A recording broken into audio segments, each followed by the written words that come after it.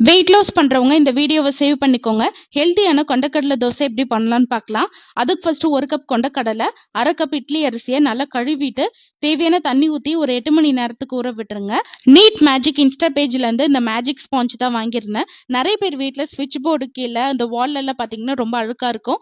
அதை க்ளீன் பண்றதுக்கு இந்த ஸ்பாஞ்சை தண்ணியில் லைட்டாக டிப் பண்ணிட்டு இந்த மாதிரி லைட்டாக தேய்ச்சி விட்டாலே சூப்பராக அழுக்கெல்லாம் க்ளீன் ஆயிடும்.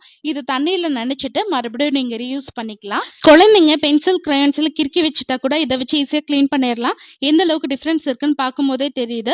யூஸ்ஃபுல்லான ப்ராடக்ட் அவங்க காண்டாக்ட் டீட்டெயில்ஸ் ஸ்க்ரீனில் கொடுத்துருக்கேன், செக் பண்ணி பார்த்துக்கோங்க.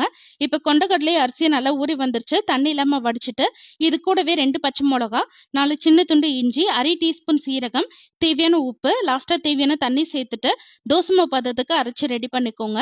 இதை புளிக்க வைக்கணும்ல அவசியம் கிடையாது. தோசைகள் நல்லா சூடானோடனே நார்மலாக தோசை ஊற்றுற மாதிரி 2 சைடு வேக வச்சு எடுத்துட்டிங்கன்னா சூப்பர் டேஸ்டியான கொண்டக்கடலை தோசை ரெடி. கண்டிப்பாக ட்ரை பண்ணி பாருங்க.